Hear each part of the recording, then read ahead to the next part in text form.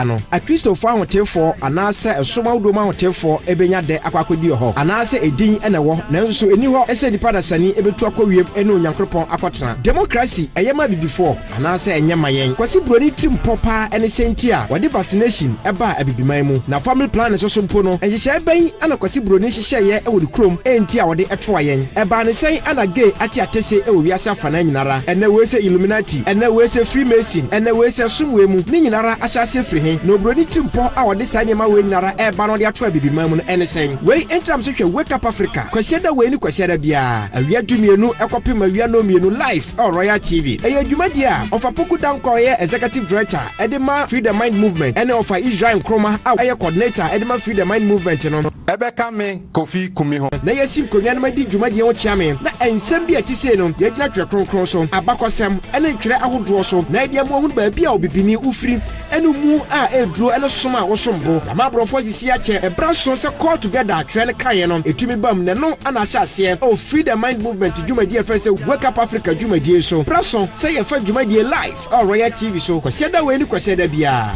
awia dumienu kopim no mienu na ya jo so adwenche na wasembisa yeye ano e dia ma Wake Up Africa abibiman moma yen sore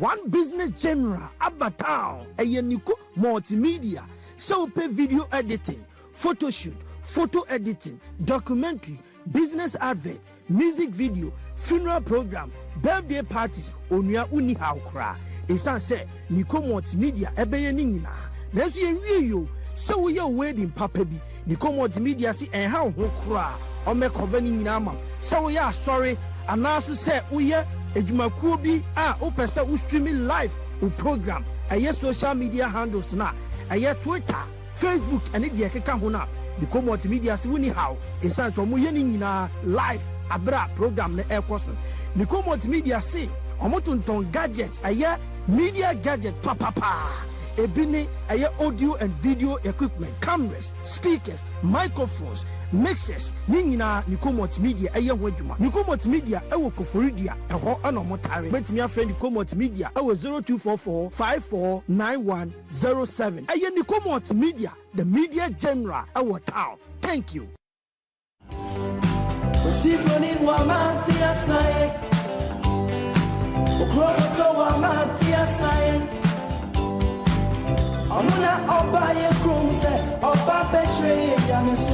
Abusia sabi osonfo Kofi Kumi egwa kase matenam Wake Up Africa Juma de Royal Television so ene 17th of May na yatena si onim se empanyifo mienu ene yatena se ayene omo etena se sinkonwa na Juma de ye de asomo eye wo fa ya opoku dankwa a wo ye executive director edema Eko FN Free the Mind movement one ne ba Israel Nkroma a ono so ye national coordinator edema Free the Mind ko na panyifo yi ana kwase da bia premoto a yesinkonwa na Juma de ye de asomo ena nso so yesinkonwa yatena se Juma de na ye de ba besomo magi agwai na chese me ka kire wo se onua mfre onua abusuan mfre abusuan na odofo mfre odofo be glued to that seat isan se onim se Juma de so hyehyehyehyehye premoto a enye asemkuma kra ena nso so yatena se ye de be mawo na wotwe ne ya papa tena ase no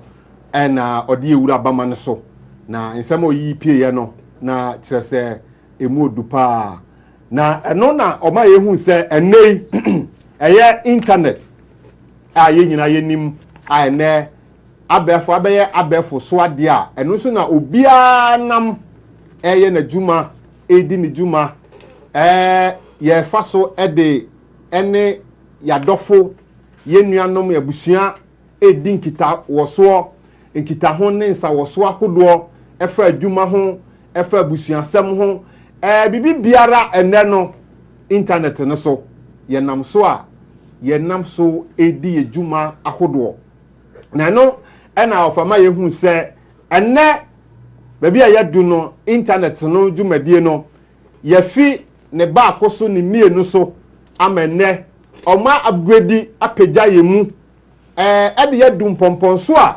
ene yese eno ye the third section another third part of internet ene eno de enye asem kuma kra na no na ofama yehu se enhyehyɛ ne nneɛma a ɔmayɛ ne kwan a ɔmafa so a ɛno no ɔmbɛfa so adi dwuma no ɛna ɔfade yɛwura mu a ɔmayɛ te bibi sɛ blockchain ane ɔmayɛ te edin bi te sɛ blockchain a ɔmayɛ hu blockchain no na de ban sane ɛteɛ saa nso so ɛna ɔde yɛwura mu a ɔmayɛ hu ɛyɛ sikasɛm ane ɛyɛ bitcoin a ɛno nso yɛ sikasɛm a ɛno nso so kwan a ɔmbɛfa so na internet no so yesi kasem ye financial transactions financial issues udwadie me ton me pebibi me hwehwe bibi a fa sikasem ho de open investment aye ane ni nyina no ofade ye wura mu ma ye hu enei abafo ntentan so pempenso a ye du ane nheseye a omde gu ne kwan a hese ompese omde ye nyina ba wura mu na omofa so ma ye nyina no sa dwumadie ne ebehiem na ne nyina no fa bɔ ne tɔfa ɛma ye kohu sɛ ne nyina no ɛnyɛ sɛ ɛba bɛboa me ne umienu o na emom ne nyina no ɛyɛ butaya ɛne sɛ ɛsɛsɛ onipa bi asi gyinaye sɛ wo nyame afa sɛ wo bronsam afa ɔmafa saa kwanya no so ɛpɛ sɛ ɔmo twe nipa dodoɔ na ɛyɛ nada trimupɔka bɔne kwan so ɔmo twe nipa nyina de akɔ ɔbronsam hɔ ɛno ɛna ɔfa sɛ enei ma se wode ye de aba na ofi se eye convenient efe ne ye no eye easy ma oniema kontem ma oniema ekoso wano enti wode hu nyina ba kosem a ono de o ma wahu na ye kokobɔ amawo se wankasa obetasim na wahu ne yesese woye wanamontuo no ama sa wode hu nyina ba ko wuramu o se ne o de ho fa kakra be wuram na o fa kakra gira baabi se be ya ba se o twe ho a enye den ma o ni nyina ne se omudi sade ni nyina ba se be ya onipa bi a na wa asase so no o ho information ade bi a wo ye anamo bi a wutu onkomo a wudi bibia fa wo hu bia ne mpo wabusua ne ade bia no ho nsɛm nyina no ɔde ba kɔ gu saa biaye hɔ na ɔmahu sɛ asemasi ɔno nie ne manie ne yiri nie ne nuanom nie na sɛ kura ɔpaduane wei paa ɔtae tɔ saa deɛ wei paa ɔtae nom nsa wei paa saa deɛ no nyinaa nti na ɔmahu bibia fa wo ho ama ɔmo trakewa okɔyɛ bibi no mpɛ sɛ ɔmo kyewa ana ɔmpɛ sɛ ɔmo so mu a ayɛ fofofo ama wɔm enti ayɛ tracking system ɛne sɛ ɔmbɛnya nipa control ti na ɔmo de saa deɛ we nyinaa ahyehyɛ na ɔtwe ne nɛ ɔfa da na di ma yɛ hu yi na ɔfa ka kyerɛ yɛn sɛ ɛnumu ɛne nam a yɛbɛsi gyina ɛnɛ ɔfa kyerɛ si menim sɛ wawura bama no so ɔse baabi a nokora wɔ bia no obɛyi ɛde aba na ɔnam saa kwanya no so saa yɛ so na ɔde apa ntro ho ntoma na yɛ hu ntro na da ne ntro ne nneɛma a ɔmo hyehyɛ a ɔmo de dada yɛn no ɔfa sɛ ɔbɛpa ne nyinaa ho ɛnɛ yɛbra nso so abɛka yɛn sa ɛno nti no na kyerɛ sɛ ɛnɛ ɔno so wɔ fidua yi mu a ɔno so de ne deɛ ɛbɛma yɛn afei ebia na wo ne fie na nso dwumadie wopɛ sɛ woka ho live ane wokɔ abɛfo ntentan so a oyɛ Wake Up Africa GH Wake Up Africa GH YouTube and Facebook but obetimi aka ho live yesra ukọ na YouTube na se ohwehwe na won saka subscribe mayen adoma bi wo ho boso se be ya ye the video bi atom a won sa betumi aka na wanya akwanya ahwe bi oye ne sa wi na wa subscribe wi na watimi ache ama wunua na mfasode adwumadie yi ade ama wo no wunua nso so atimi anya sa mfasode ni bi sanso so na WhatsApp message ena o text message fabre me matena si mekenkan di amount number no ye 0206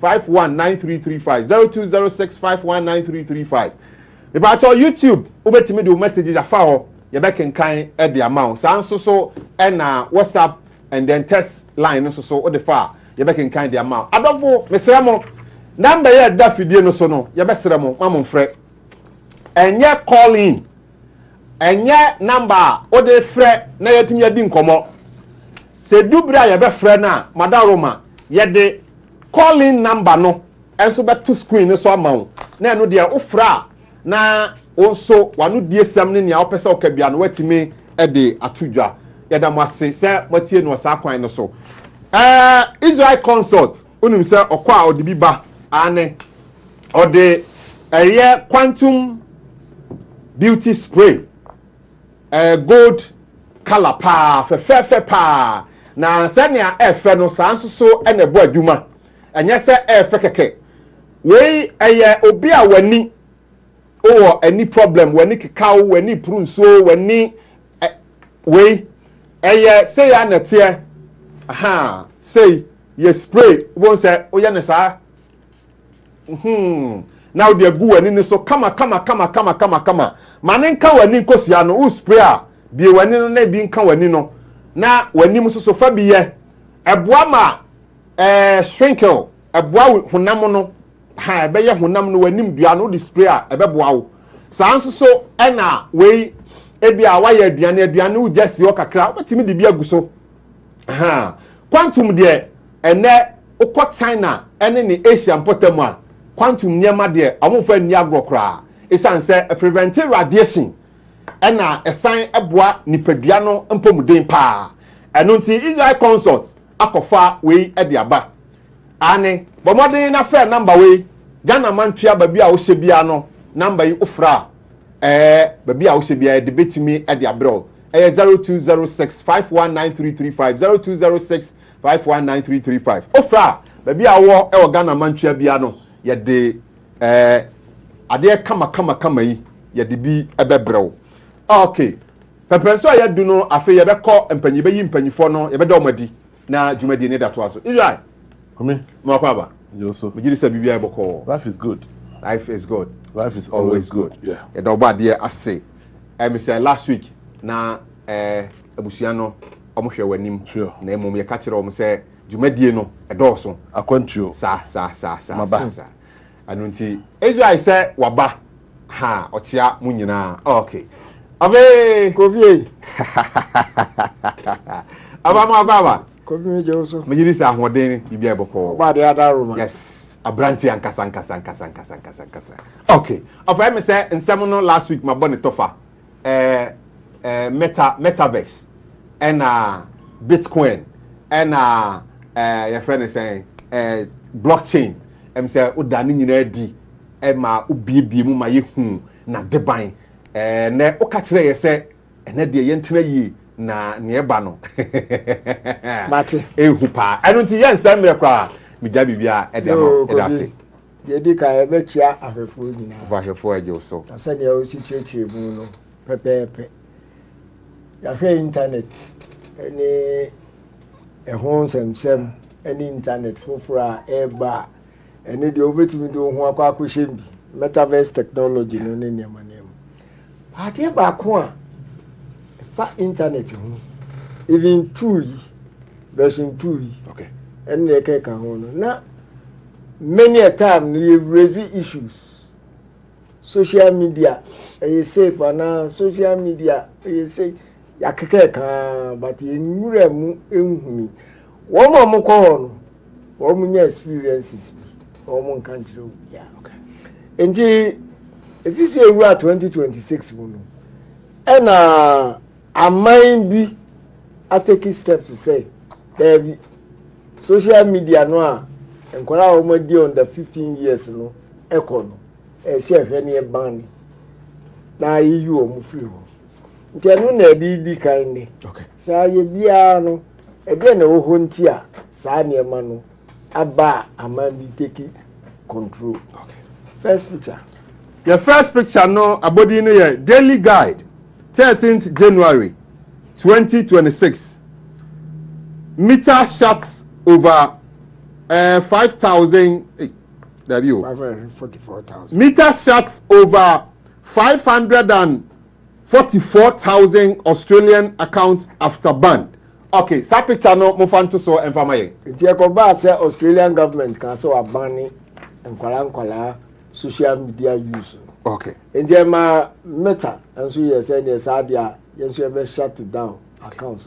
Okay. Young kind, and then near my kind of doors. Okay. Second picture. Your second picture no abodino Daily Graphic 27th January 2026. Egypt to adopt restrictions on children's social media use. That picture no more fancy some family. Okay, that's so that. Third picture. Okay. Third picture no abodino I don't say Daily Graphic 13th March 2026. Ni nyina there and there 2026 UK watchdogs press meter TikTok snap. UK watchdogs press meter TikTok snap YouTube to block children. Okay, mo first picture nso so my that's so of our media to so amayen. Next picture. Okay. Next picture no I say Daily Graphics are 1st April 2026. Time to regulate social media. And no question I will be say time to regulate social media. And not your question I will be fato so efa mayen. Okay.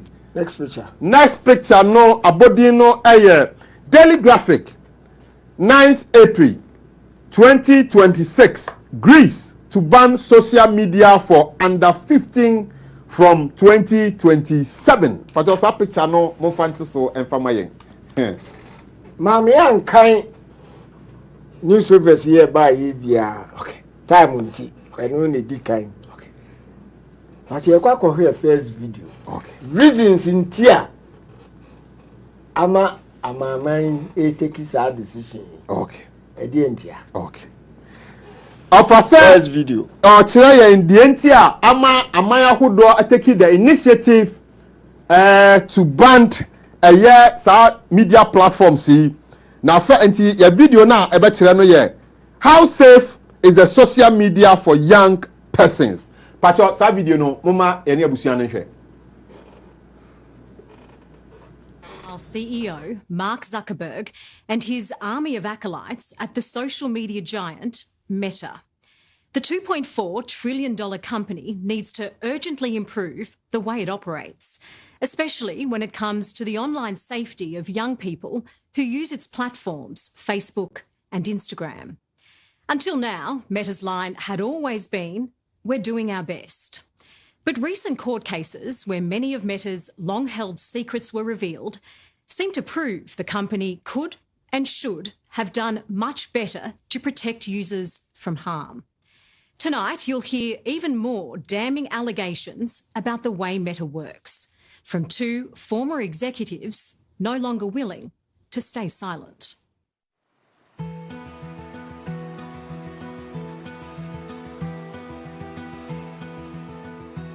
For more than a decade, Brian Boland was a trusted and loyal executive in the inner circle at Meta, the tech juggernaut that runs Facebook and Instagram. But then the reality of the goings-on at the company hit him hard.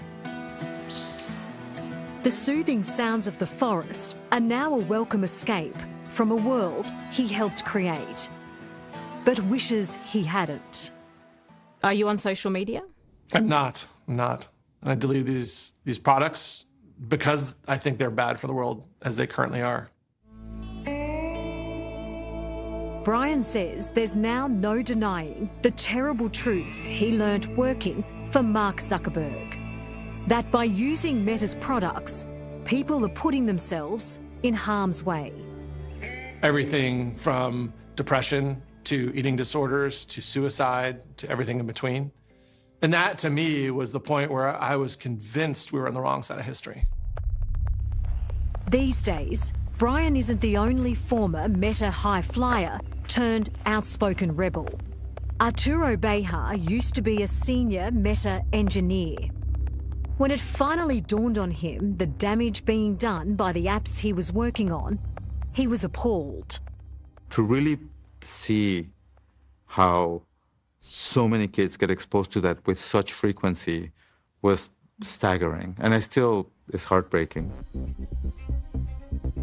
Arturo and Brian are the supermen of social media who've had a moral epiphany, blowing up their careers in order to blow the whistle on Meta. Tonight, we take you inside 2 landmark court cases against the company. It's the first time in history Mark Zuckerberg's empire has faced jury trials over the safety of its products.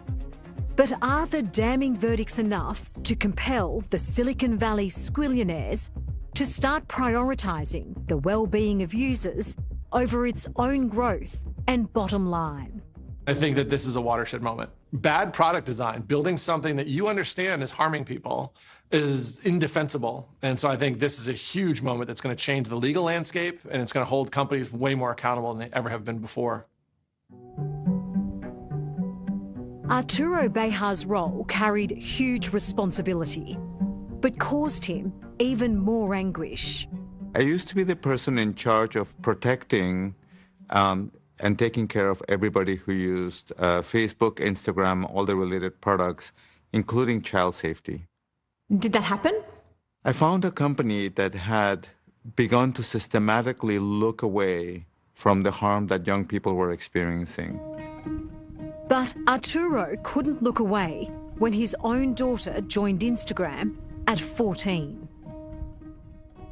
So very early out of the gate, she started to get unwanted sexual advances from other kids or strangers, unsolicited nudes, bullying, misogyny. It was an awful world that not only her, but all of her friends were experiencing as well.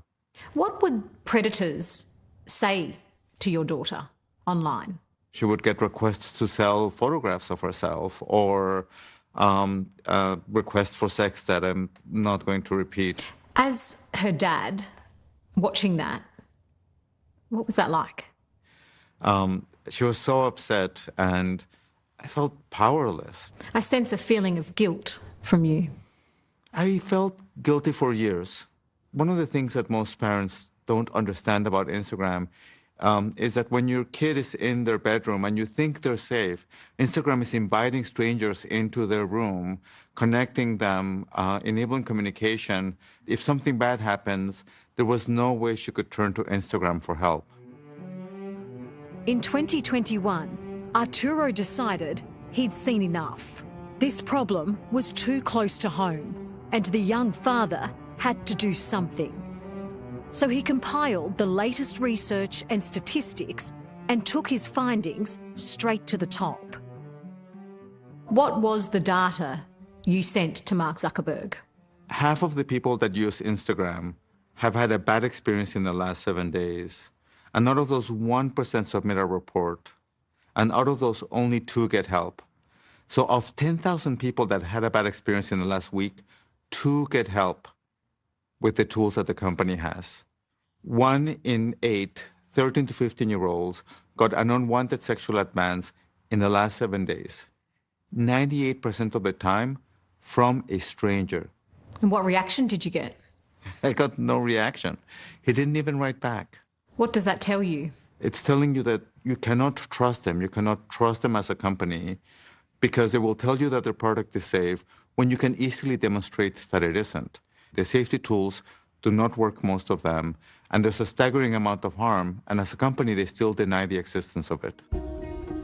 It's something Brian Boland also learned for himself. As a vice president at the company, he oversaw the advertising machine that turned clicks into billions of dollars for Meta. But he became concerned when he figured out the full cost to users. So he too sent an email to the CEO. Mark didn't reply other than saying, I hope you're still proud of other things at the company. So Zuckerberg didn't want to know about it? I don't think so. I think he doesn't want to be confronted with the growing evidence that is before him. Well, you can be as bright and as capable as you want, but you have to do the right thing. Yeah, I think the question is does he have a soul? Does he have a moral compass that guides him? Or does he have an intellectual compass that is focused on the pursuit of power and on winning? It's the latter, isn't it? Feels like for sure. Abusia Osha Wake Up Africa Jumadi Royal Television. So Miraho ye pa isan say meyɛ awofo na papa na ono boaye ma o designing nneɛma ɛwɔ Facebook Instagram na omu use ono ɔyɛ adwuma na office ono de ani sika ɔboa ayɛ yiwe no ono ankasa na fe yɛ di no Instagram ne Facebook no na ni ba ne ho so na ne ba 14-year-old sexual advances nkrofo ne ba ne di nkomo a onim ɛwɔ the same platform no so say onfa sabe na daja emfa nto ono mo hwe on twa on video papa ne ko hu ye na afi ne yamahye no enso mo na mo ye saade no eno video na ye hwe no tie se papa ne kire se ene no social media no de enti a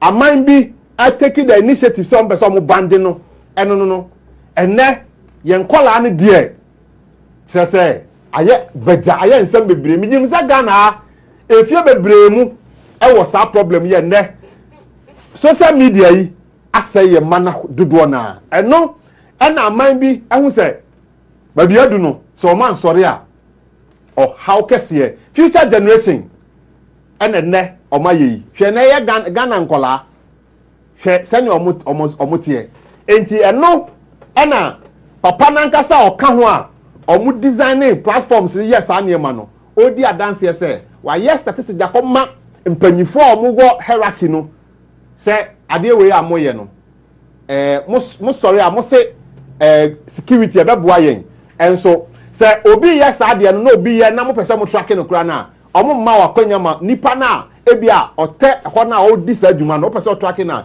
omu nyinu na yi ma entira ge se ade no enye safe se na omu ka se safe no enye safe eno ena na papa ne chechemu no over kohi edase ya di social media sef na too late. Okay. Bible cry eno o de nkom che bia base BBS friend of one world religion. Okay. In the end times no be bias. Na I do that time no a ye dey asase so nyina no will be forced to worship the beast and the dragon or the beast no to me emano. Give some Revelation 13 1-8 me person okay. Okay. Emma nyina yetimi tie no be face ansa ne atoaso. Okay. Of say ye kind Revelation chapter 13 1-8. It is shas here. I say, and I stood upon the sand of the sea and saw a beast rise up out of the sea, having 7 heads and 10 horns, and upon his horns 10 crowns, and upon his heads the name of blasphemy. And the beast which I saw was like unto a leopard, and his feet were as the feet of a bear, and his mouth as the mouth of a lion. And the dragon gave him his power and his seat and great authority. 3. And I saw one of his heads as it were wounded to death, and his deadly wound was healed, and all the world wondered after the beast. 4. And they worshipped the dragon which gave power unto the beast, and they worshipped the beast, saying, Who is like unto the beast, who is able to make war with him? 5. And there was given unto him a mouth speaking great things and blasphemies, and power was given unto him to continue 42 months. 6. And he opened his mouth in blasphemy against God, to blaspheme his name and his tabernacle, and them that dwell in heaven. 7. And it was given unto him to make war with the saints, and to overcome them, and power was given him over all kindreds and tongues and nations. 8. And all that dwell upon the earth shall worship him, whose names are not written in the book of life of the Lamb slain from the foundation of the world. The feel of a one world religion. Say any was as issue and maybe we do a besom bon samoa dragon o ma beast no to me enye no nko dragon no any beast no any was as issue a besom hana one world religion it take shape and buy because in beba. You next picture. Okay. Your next picture no abodia that's no the rise of the beast. That picture no fancy some for my. Then you the two so are king kind. Oh, okay. Oh, okay. And no na ode to so no na ye king kind. I say the rise of the beast. Sa and no that's so no. I say and they worshipped the dragon which gave power unto the beast, and they worshipped the beast, saying, who is like unto the beast, who is able to make war with him? And there was given unto him a mouth speaking great things and blasphemies, and power was given unto him to continue 42 months. And he opened his mouth in blasphemy against Yahuwah, to blaspheme his name and his tabernacle, and them that dwell in heaven. And it was given unto him to make war with the saints, and to overcome them. And power was given him over all kindreds, and tongues, and nations. And all that dwell upon the earth shall worship him, whose names are not written in the book of life of the Lamb slain from the foundation of the world. If any man have an ear, let him hear. Revelation 13, 4-9. Yo, confirm that. Now, say, Scofield Bible, Scofield Study Bible, footnote on page 1369. It can be easy to say. One world government no processing. A quite a befasua. A day a baby. Okay.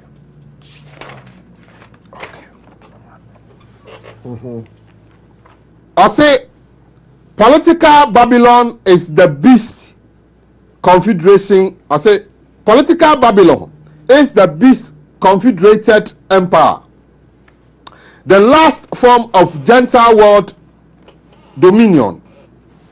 Ecclesiastical Babylon is all apostate Christendom, in which the papacy will undoubtedly be prominent.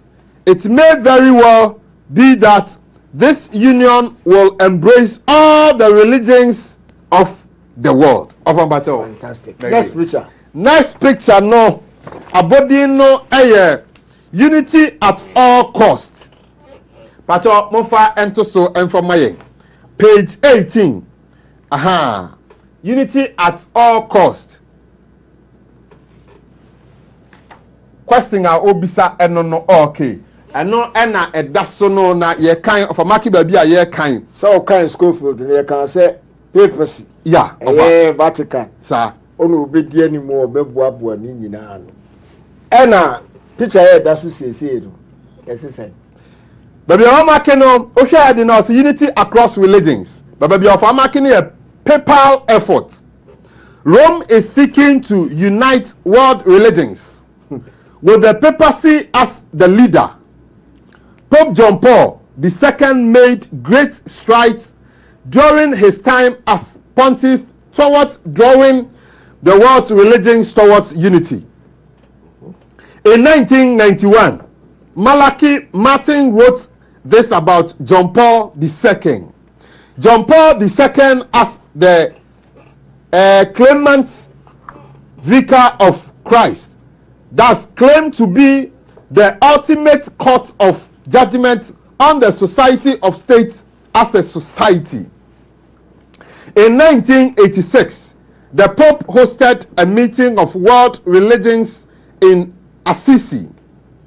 The meeting was televised worldwide, and leaders of Protestant, Orthodox, Anglican, Jewish, Islamic, Buddhist, and Hindu religions were present, along with leaders of most other minor religious organizations.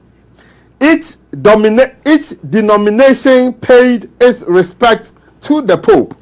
This video can be viewed on ADTV at Amazon blah blah blah blah blah. At this meeting and at subsequent meetings, the Pope was the spokesman and central figure.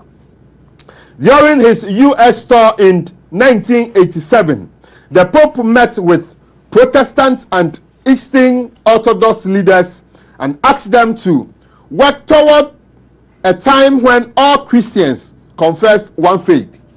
In Los Angeles, he met representatives of Islam, Hinduism, Buddhism, and Judaism.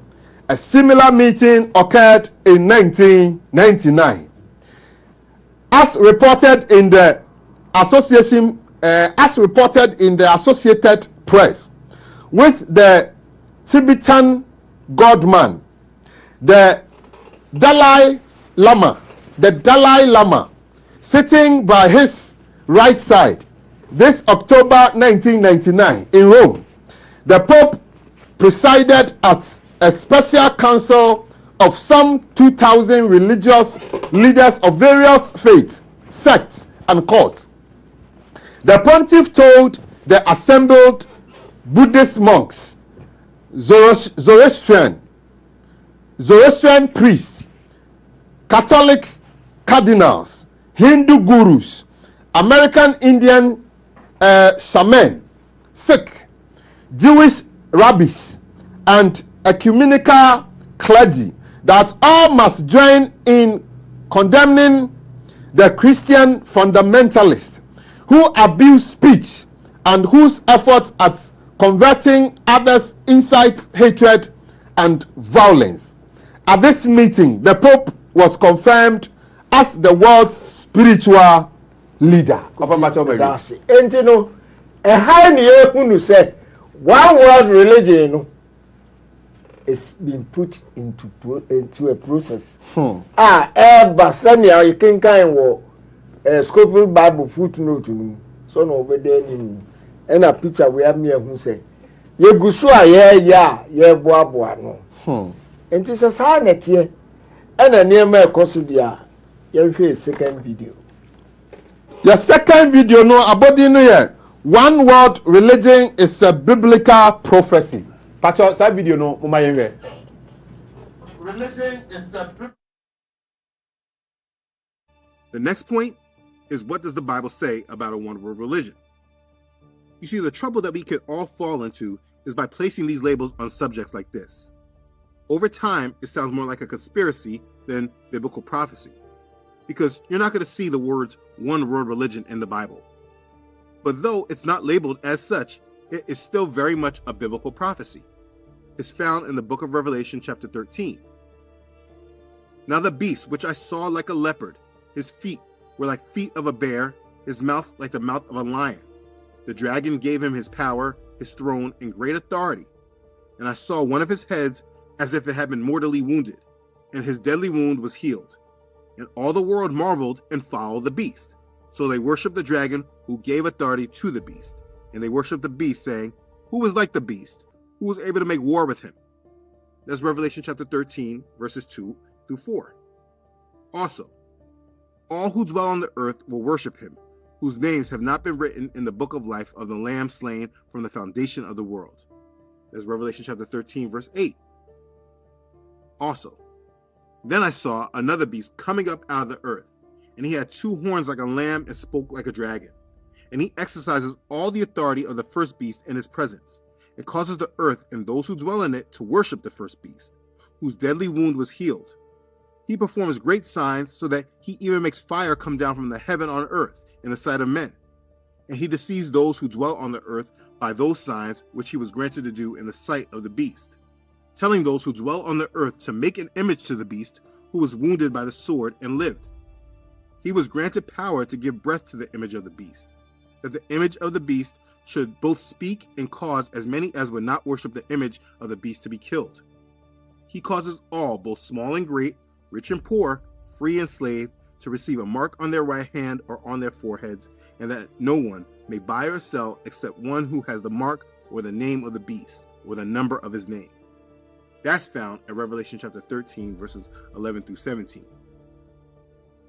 What this chapter is prophesying of is the world worshiping the beast. Verse 4 said, all the world marveled and followed the beast. It also said that they worshiped the dragon who gave authority to the beast. In Revelation chapter 12, verse 9, it clearly tells us, so the great dragon was cast out, that serpent of old, called the devil and Satan, who deceives the whole world. He was cast to the earth, and his angels were cast out with him. You see, the dragon, who the world worships, and who gives authority to the beast, this is Satan. Revelation chapter 13 tells the whole world will worship the beast, who is given authority from Satan, and those who do not worship the beast will be killed. And this is what a one-world religion is. The one-world religion is where the whole world worships Satan. This prophecy did not say some of the world or a certain percentage. It said all the world will marvel and follow the beast. Verse 8 says, all who dwell on the earth will worship him. The only ones who will not are those names who have been written in the book of life. And this is where the world is heading towards. This is the one-world religion, and the Bible tells us specifically of it. But this is what a one-world religion will be according to the Bible. And after you have understood the history of all the ancient pagan mystery religions and who they truly serve, it becomes convincingly clear that this is happening now. Now, the reason why this is important and relevant today is because, as I have said repeatedly, the one-world religion is ready to be accepted. Think about recently, or just maybe 4 years ago.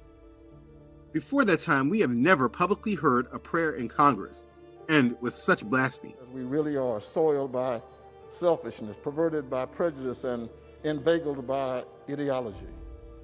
Now may the God who created the world and everything in it bless us and keep us. May the Lord make his face to shine upon us and be gracious unto us. May the Lord lift up the light of his countenance upon us and give us peace. Peace in our families, peace across this land, and dare I ask, O Lord, peace even in this chamber, now and evermore. We ask it in the name of the monotheistic God, Brahma, and God known by many names, by many different faiths. Amen and a woman. Also, just recently, as Juneteenth passed, there were interfaith services popping up all over the place.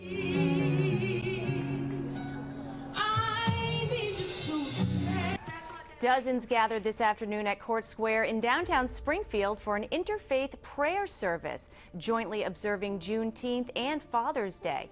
The interfaith prayer service across from Springfield City Hall, one of many expressions of faith and hope for Juneteenth as it becomes an annual remembrance for those living here in Western Massachusetts. The people are completely primed and ready for acceptance of the beast religion. More on interfaith soon. Eusia Sabri Usha Wake Up Africa Juma the Royal Television so na offer chirechiremu the beast. Oya Bible na Bible di kan ka dragon. Ejina homa oburunsam. Ena oka first beast and oka second beast. Don't be confused. Offer chirem first beast no ena all kind of ho asemi the Vatican, the papacy. Then the second beast no enso so eye say na no kire mu eye America.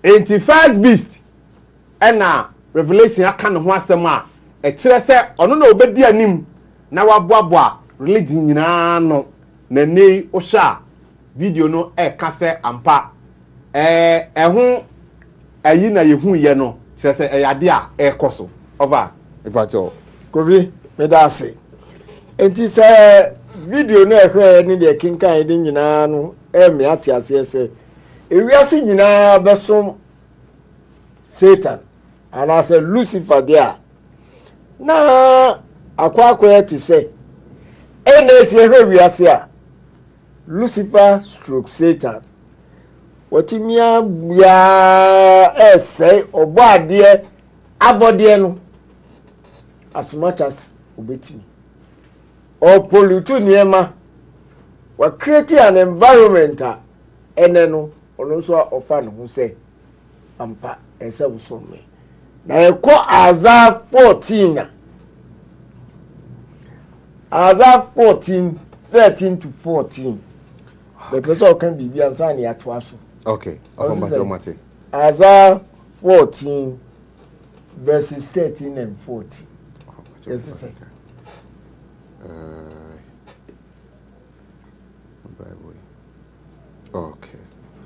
Apabacho say Isaiah chapter 14 verses 13 and 14. Okay. Isaiah chapter 14. Okay. 14, 13, 14. Okay. Isaiah chapter 14, verse 13 and 14. For thou hast said in thy heart, I will ascend into heaven. I will exalt my throne above the stars of God. I will sit also upon the mount of the congregation, in the sides of the north. 14.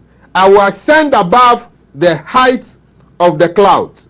I will be like the Most High. And then in one way, I only say, we are seeing now Besum Lucifer in this one world religion. Yeah, they ban.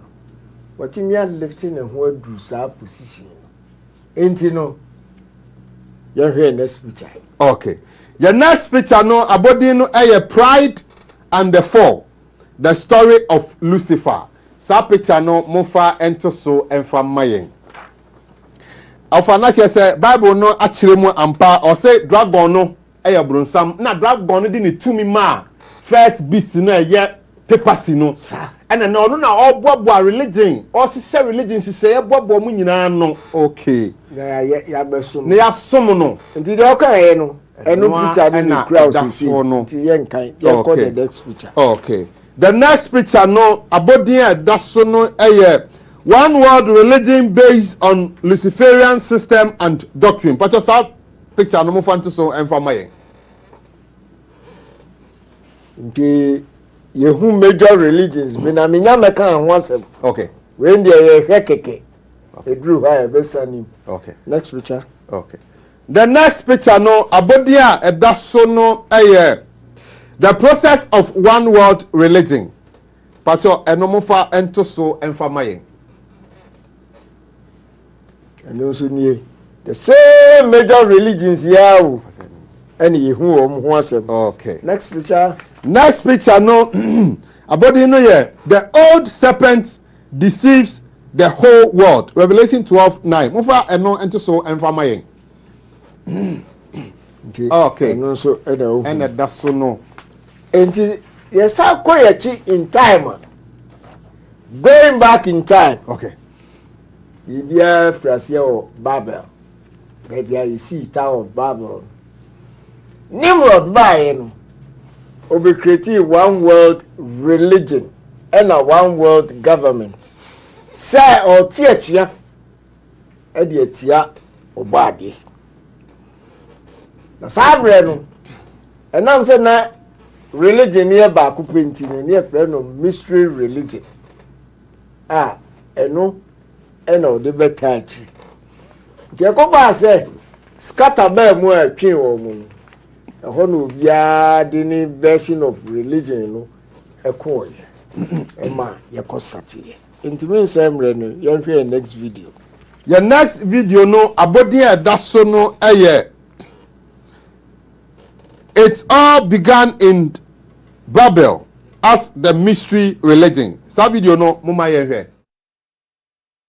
In the ancient world, in the first human civilization, we see the empire of Samaria in Mesopotamia, which today will be in southern Iraq. This civilization decided it was going to challenge Yah and build a tower that reached to the heavens. They all spoke the same languages, and they all followed their one world leader, Nimrod, to challenge Yahuwah. They were all in unison and worked together to come against our Creator. Yahuwah saw what they were doing and confused their languages. So they were no longer able to communicate, and this stopped their rebellion. They then were scattered over the face of the earth, and this plot of the whole world coming together, rebelling against our Creator, was not seen in our history again. The place they came together at was called Babel, because Yahuwah confused the language of all the earth. And the tower that was built to reach the heavens, that was never finished, is what we know as the Tower of Babel. Now, I'm sure you have heard the phrase, history repeats itself, right? Well, the reason I went over this history is because that is precisely what we're seeing today. Our modern day world is repeating the first goal of the first known world civilization. The world is building a civilization to collectively rebel against and challenge the true creator of this world, the Most High, Yahuwah. You see, the people of the ancient world, they were pagans. They had a polytheistic belief system that made them believe in multiple gods. All the beliefs that centered from the ancient world were all a part of a mystery religion. The ordinary people of the cultures worshipped the way that they were told to, but all the real knowledge of who is being worshipped was held by the elites. This is how they controlled the beliefs. They never gave the deep info to the masses. They just created the belief system and told them how to worship. And throughout all of history, these pagan beliefs and religions, though their gods had different names, they were all the same God.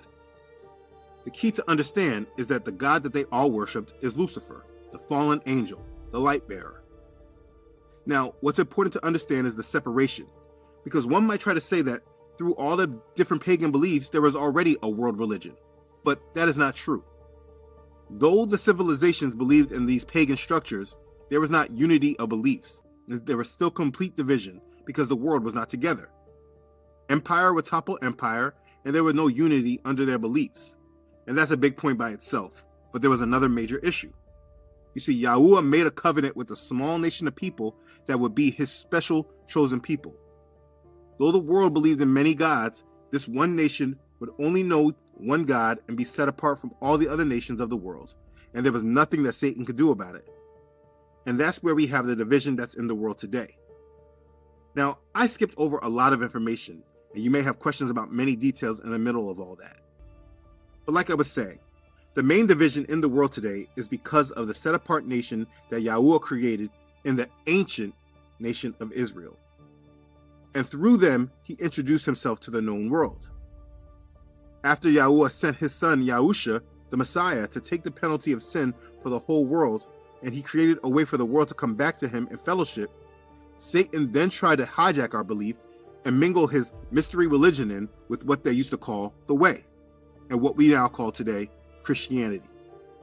Satan brought in his confusion and masked his pagan religion into a form of Christianity, and now tries to present himself as one God.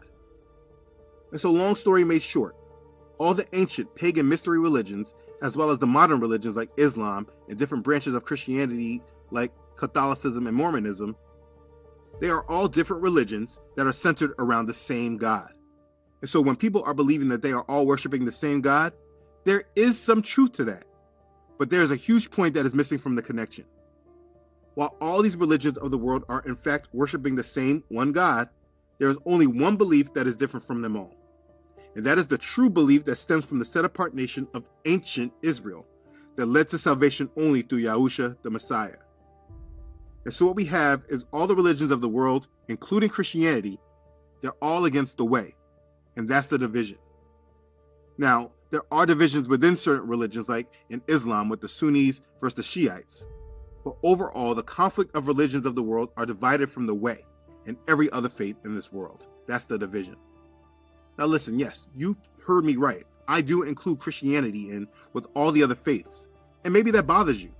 But understand, I include Christianity in the word religions because if you understood the history that has stemmed from Catholicism and then moved on to the Protestants, they still are the same tares from the same foundation. And that's what Christianity is. This is something I have also discussed in depth in the Hijacker series. those that follow and believe in the God of the Bible, they are the only ones in the world that can say that the God that they believe in is not Lucifer. And maybe you ask, well, how can you be so sure? Let me answer this very simply. If you take the beliefs that the other religions believe in, there are always many similar characteristics into the character of their God. For instance, with much of them, there's no penalty for not following him. He lets you pretty much do what you want without consequence. Sin is not clearly defined. There is no final judgment. And their hope is in a Messiah-like figure to come who is very different from the Messiah of the Bible. I am so sure that there is a difference between the God of the other religions and the God of the Bible because Yahuwah and his word, his doctrine, his laws, his prophecy, his love, his ways, all that does not match up at all with any of the other world religions, while the other world religions all match up and align with each other.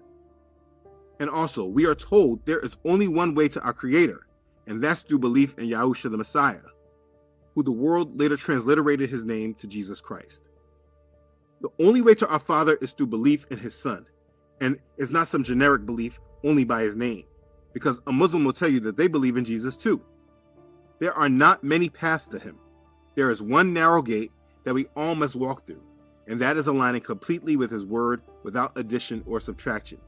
And so that is the explanation of the division. Abusia o share Wake Up Africa Juma de Royal Television so na video no kire ade bim ade a kire mu ni nyina ma wa hu se o se ye wa Lucifer Bible describe no as dragon na onya tumi owo tumi na sa dragon yi eyi ni tumi no ema the first beast of akire mu as a first beast no Catholic na sa first beast ni awodi animu no Pope Vatican na enei ono na oboa ede obonefo no yase dragon no yo bronsam no yini 2 minute de man no so ono na wadi animu a oboa de obronsam hihye egu akwama ma wiasefo nyina se ye nyina nkosom obronsam no na sani awaye no wa ene and sorry religions ahodo nyina no ukọ history mu a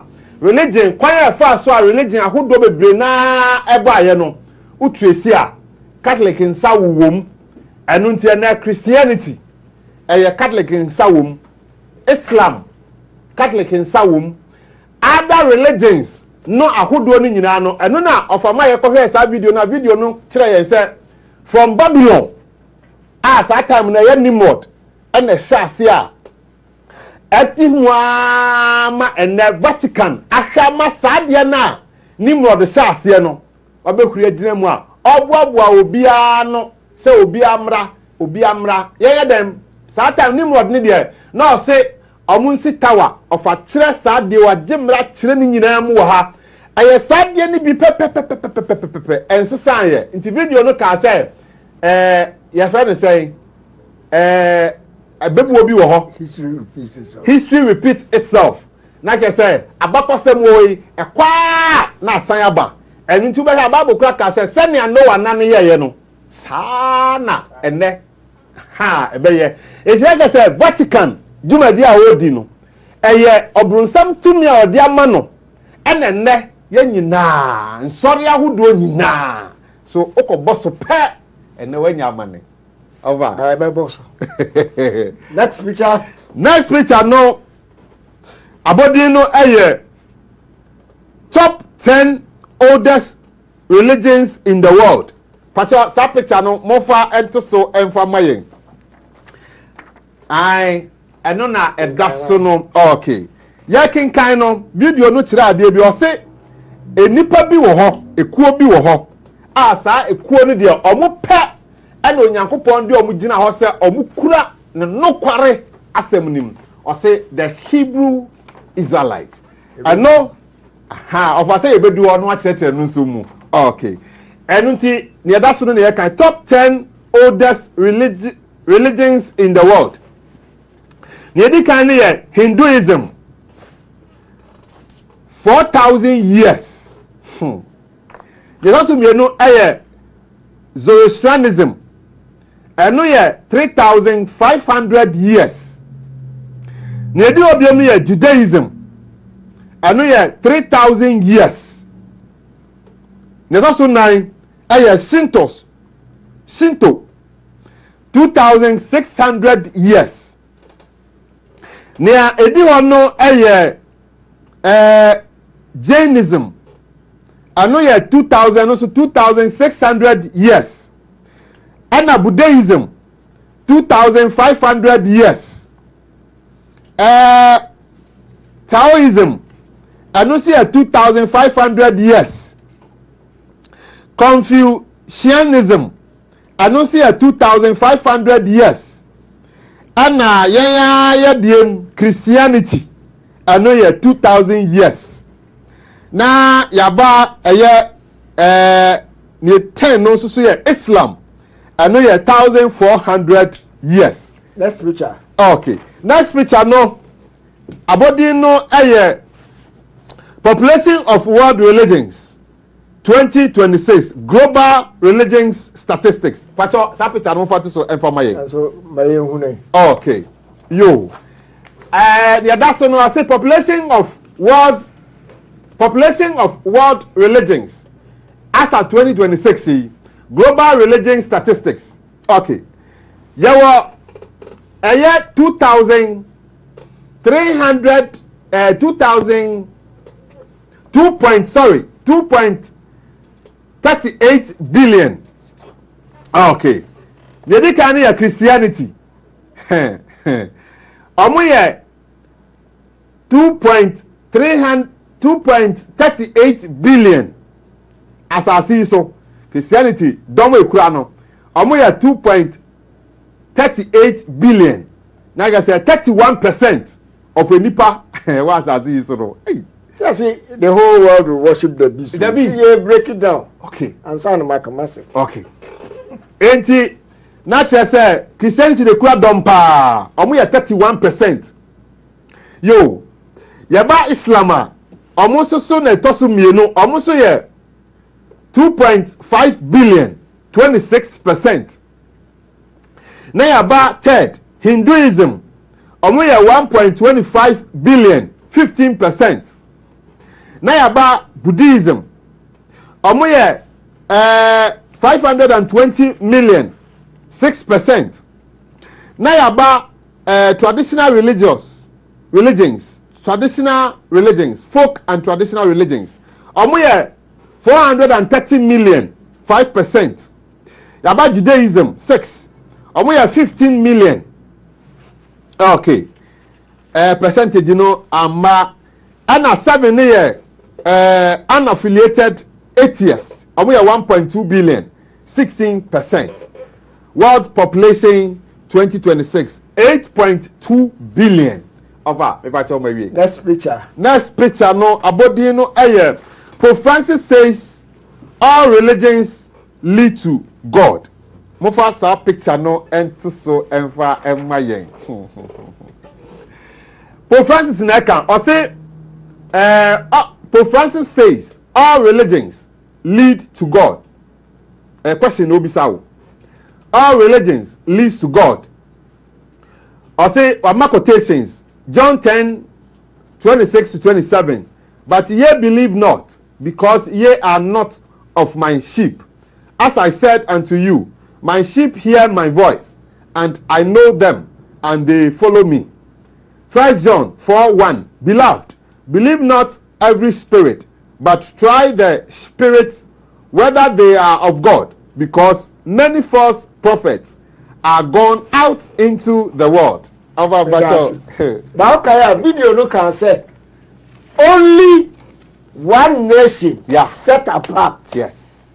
Onu na omunsum Lucifer. Yeah. Israel was called and chosen above all people. Yebekaya edumre bi ema obo ade ni Moses kasa say opesa oni Israel enante. Nti wonkonko bisa de mayenti. Exodus 19:3-8. Yenko re.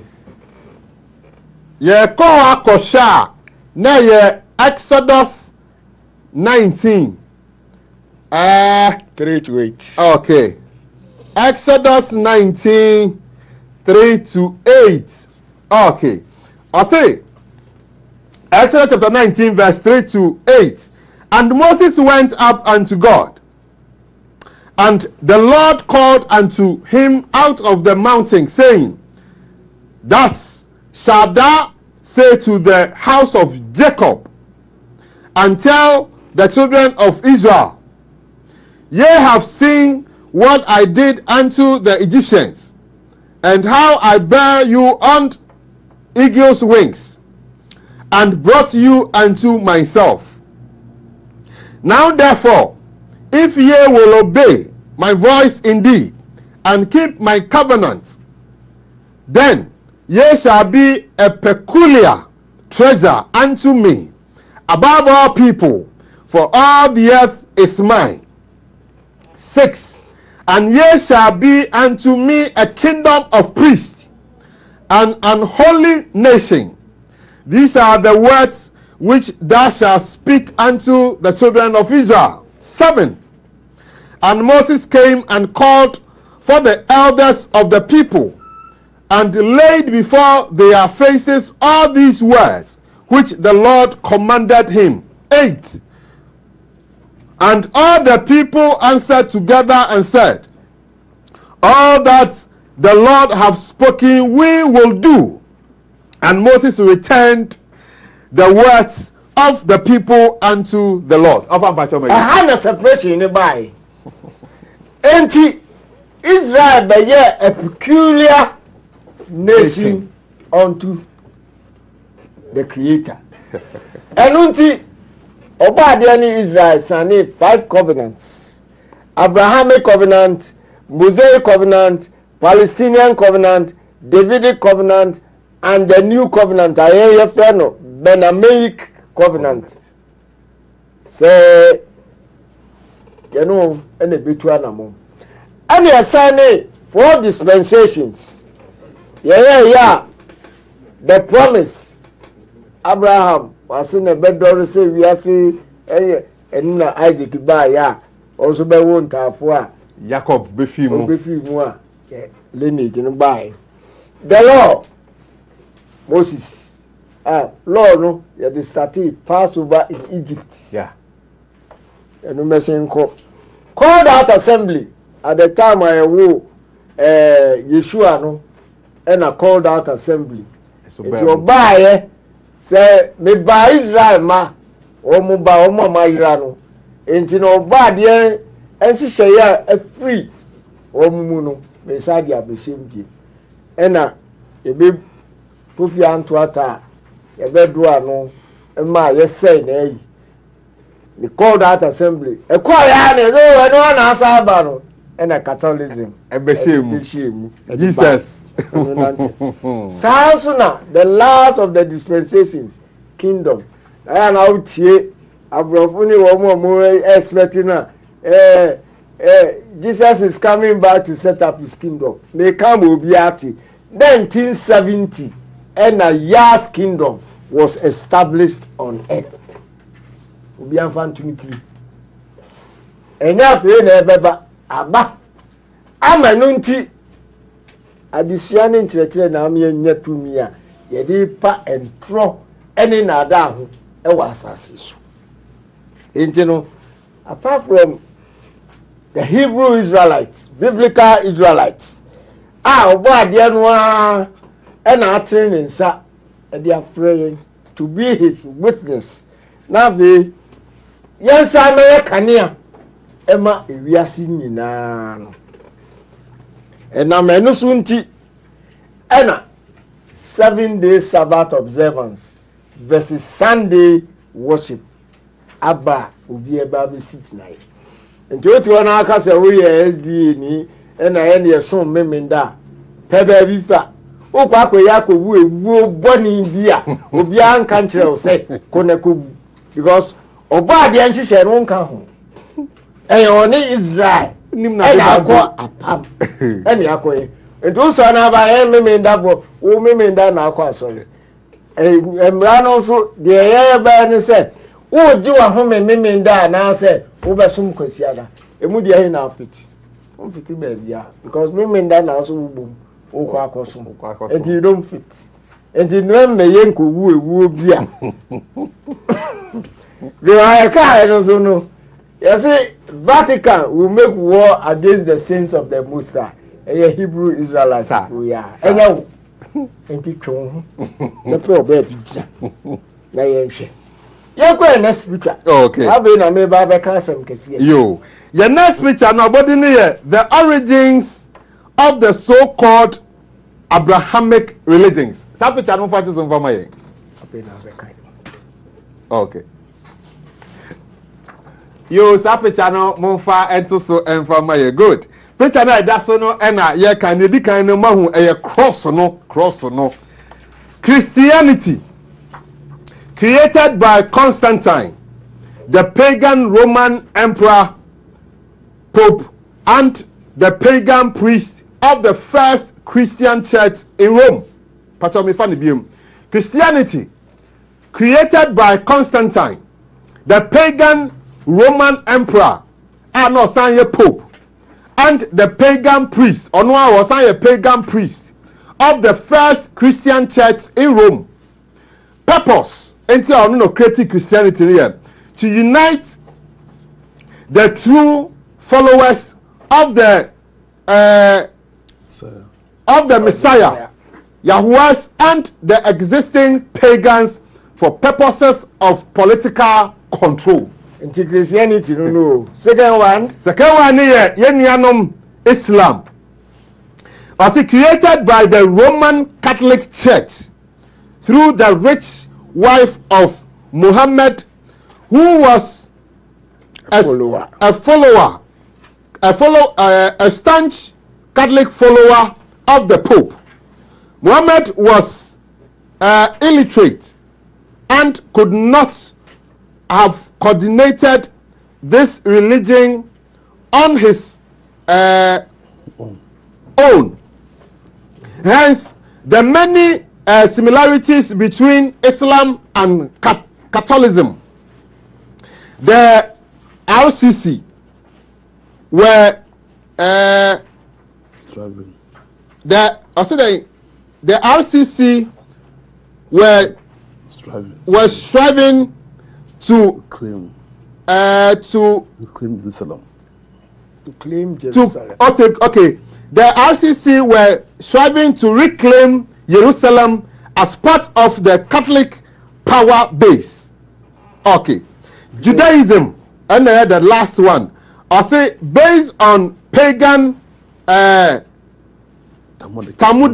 Talmudic religious beliefs brought back from Babylon. This is not the original Hebrew faith. This is not the original Hebraic faith. Seek the only and original truth. Next picture. Next picture no abodia edasono Judaism, Christianity, Islam, one God, different conclusions. Okay, patomofa eno etison for my. Okay. We I say Judaism, Christianity, Islam, one God, different conclusions. Judaism, believe one God, await the Messiah.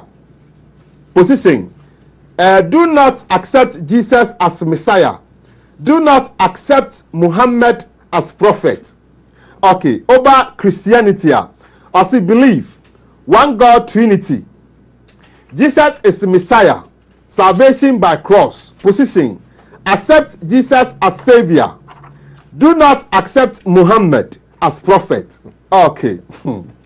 Oba Islam so also believe ni unbelieve ni one God, Tawheed. Jesus is Messiah and prophet. Muhammad is final messenger. All prophets honored. Our position here accept Moses, Jesus, and Muhammad. Final revelation, Quran. Okay, over battle. The key difference: Judaism rejects Jesus and Muhammad. Christianity accepts Jesus, rejects Muhammad. Islam accepts Moses, Jesus, and Muhammad. Peace be upon them all. Islam claim some God of some God of Abraham. Same God of Abraham, same line of prophets. Final revelation. Okay. Where we? Next picture. The next picture no abodi adaso no what Buddhism, Islam, Catholic, and Baha'i have in common. Prayer beads. But mofa eno ento so emfa mayen. Okay. Buddhism, Islam, Catholic, and Baha'i. Omo nyina wo tasbah. Sana Islam wo fe no. Na Catholic for so fe no rosary. Obia omo maka ndem nim se ne omo fe. Next picture. But omo beast omo kenkan. Aha. Next picture no abodi e wo so no the pagan prayer beads. Mofa eno so ento so emfa mayen. Okay. Islam prayer beads, Catholic prayer beads, the pagan prayer beads. So Islam for will be prayer beads, Catholic for Christianity for almost more prayer beads, Buddhism and so prayer beads, and a Hindu our prayer beads. Which for also prayer beads, and a Chakri so prayer beads. Allah. My question. Ebisa say prayer beats no if you find a buy. Okay. Offer ebisa question be say prayer beats no prayer beats no if you find a buy na book bi da manim ye be kinkan kind title. Okay. I say all false religions started in Babylon. All pagan holidays and false religious doctrines began with Nimrod, Semiramis, and Tammuz in ancient Babylon. I see the pagan origin of rosary beads, prayer beads or rosary beads. Okay, if I'm asking baby, prayer beads originated with the Hindu faith dating back to the 8th century BC in the court of Shiva. In India, sandstone sculptures, statues about 185 BC show Hindus with prayer beads.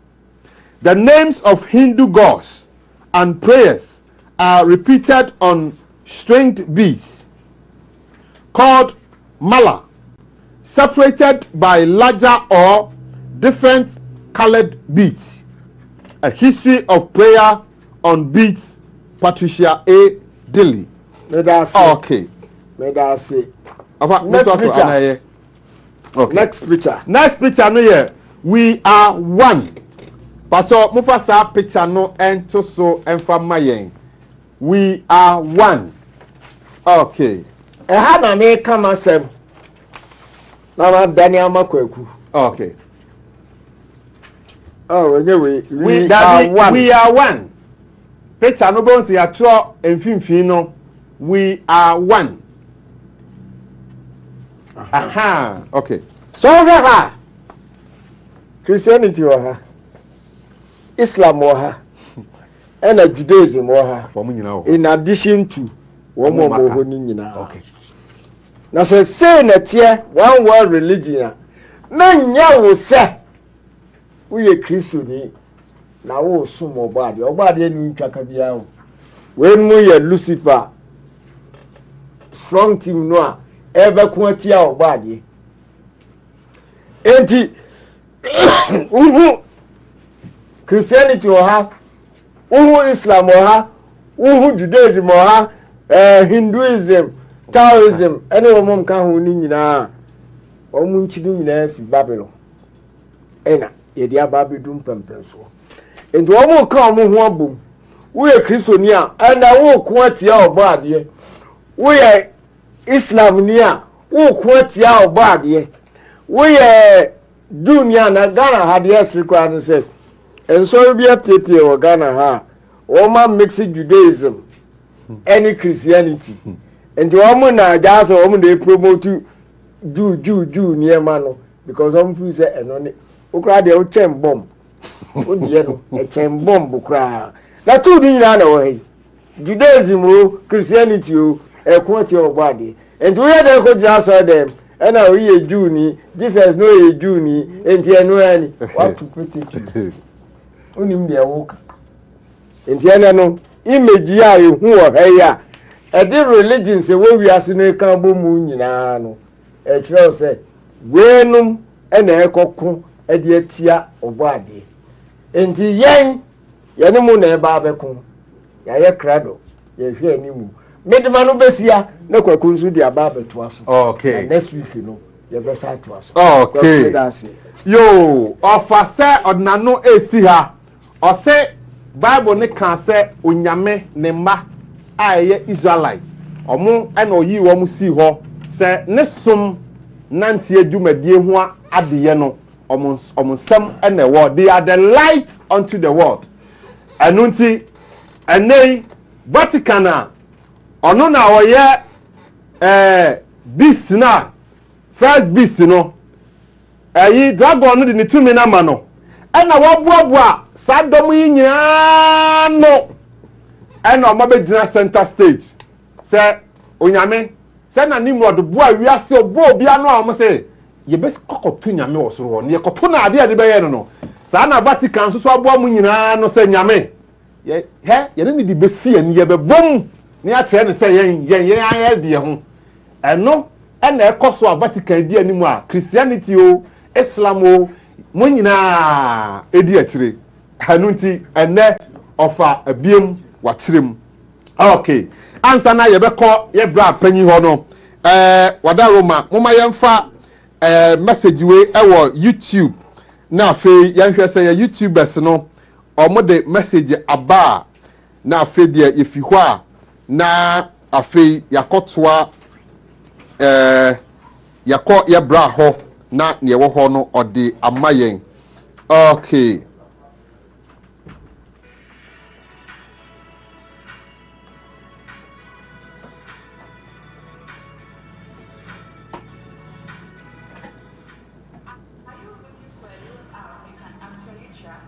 okay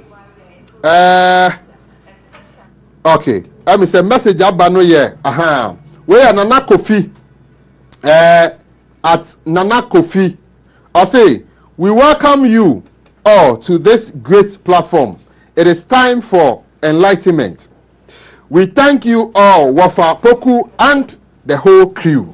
Okay we Nana Kofi dia ode abano we Peter and so Edia or the Abani or say the best all time good learning and a messenger abba no okay as I said you call bra penny ho anunti you call bra penny ho na ne wo bia no England sam akwa babium yo so we say bia boko oh bia come on ye do ba dia say we dey ye jai bibia ma o yo mechia ahefo eje wo so na show me say akontu na otukwan sa brabo de o say otukwan sa afama e kanu ene meka Jesus Christ and the ship among for be na confused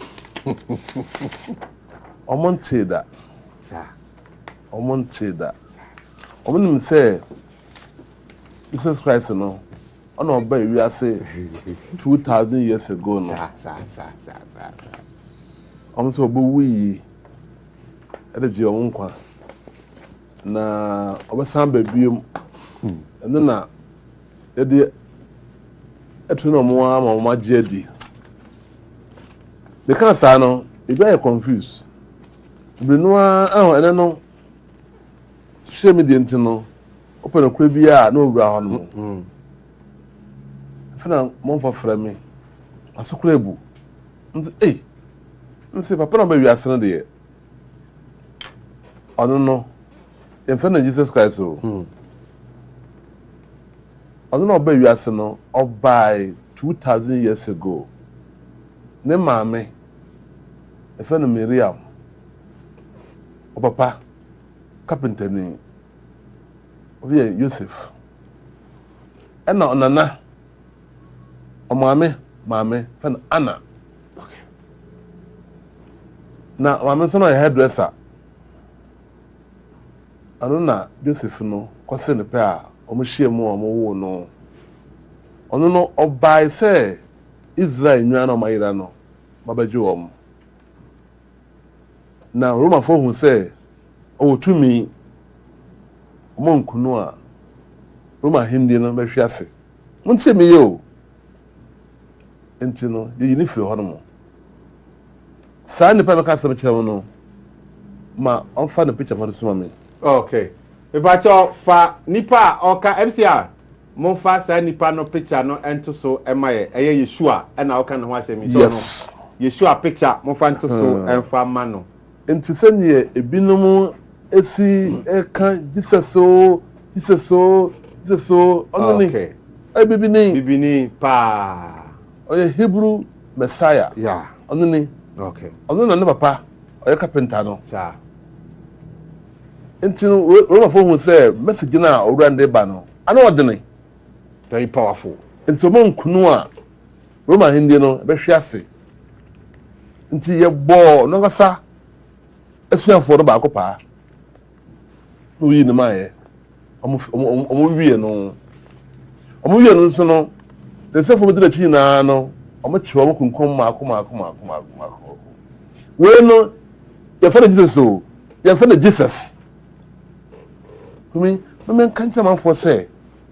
Omede 9. I was 6. Sir, Where was I not here no? Okay. On no buy. Okay.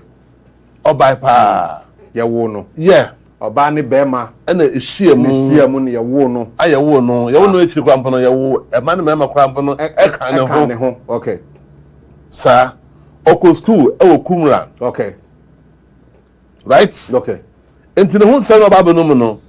Roma 4 from the nsɛ no Bible no say Jesus Christ no ɔma wiase.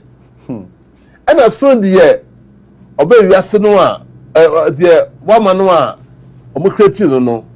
Ɛna abɔfo no de baayɛ Africa. Say for the Jesus. Different from where ɔmo tie me pa. Ɔmo say ɔba biebo no. Enye where enye Messiah na eye Israel for Messiah na you follow Yeshua Hamashiach but you safe. Okay. The deeper Mabon. Okay. Yeshua Hamashiach ben you safe. Okay. Carpenter neighbor. Okay. Na Bruno dear wame wiase. Okay. Roma from create here say it no control the adwene. Okay. And nobody said dear no. Oh, Europe no, over the winning. See, even the you found the uttermost part of the world. Nobody buy a deal no. Yeah. It's a different from man will say. Ni dino. Yeah. And then a day any that's different from this one. Okay. Okay. So I'm for the more. I'm going to say me pa. We no. The one seven day about from the CA. Tell me catch no. Okay. Oh wale. Oko school. Okay. You can baptizer. Okay. I ne omo fe no Yohane. Yes. And na din omo de ama no. Baby a okosu ade so na oba ni ho. Sir. Fen Kumra. Okay. Okay. We no. We na me kan the history na wo ma no. Yeah. Okay. We no oba ya o se yankopon ho me so. Yankopon so me say meji bidum fifi enkwasum mu Israel ma. Yeah, we. Okay. Baby ni ono oba ono no say ono de yasoma no Israel nyanku a yira. O ma yesa me ba ye. Ti omo nti no oba ye. We. Okay. Wa mama wiase nyina. Baby we. Okay. Okay. Enti die asoma wa say no mbodi Jesus. Wa ma wiase. Ne Roman for de na omo de Roman for de. Okay. A Roman God. Okay. They will not control in wiase. Okay. I'm probably the African. Second picture shape no. Okay. MC a mofa second picture no ento so emfa ma yen. Ento die na djuma nko. Okay. Side we say. Okay. And no ba Africa. Okay. We hwe we ya there was so many pictures bebre. No me de ba ye. That's the first time I who a day Jesus. Okay. Omba so no omba ye djuma pa. Okay. Ombenya dom koi. No omo na somafo e come ho for say missionaries. Okay. The second be omo ba ye no. Omo ba say omo bo edin ho pa Deuro. Okay. And in Jesus no. Okay. Omo ba ye no say missionaries. E di no no control pa adwene. Omo di ne ba ye. E di we say to me bi anim. Say you know people be wiase. That's a history. Asa for me sentene Jesus no. Omo woni ho mu na so. Because so call Roman mu krampa. We ombo no krampo no. Omo nim say e kreti. Say be control the pagine. On ba Africa. On ba Africa no omo so cedi. Me sisi ho dan. Me be school dan. And your body no sa now ina ya jedi. And you go obitum kwa je duro. On the deal that so. Jesus no mutigu. TB Joshua. O say ale pa edi we say sabi cardiac akoyale na ekun no. So sabi. Yeah. Enti omo be ye adwuma pa omo wini omo de dom bebre no ano akwa bochire omo kodu ye no omo se omo nya dom pa na amanfo se nkrimofo de omo anya bi hwe So omo nim di na omo kan sa enti hwe omo de edin ba ye no bible ba ye no na edin no ewom se Jesus Christ ti be Jesus say or in a crampa. There be Yeshua no different from this man.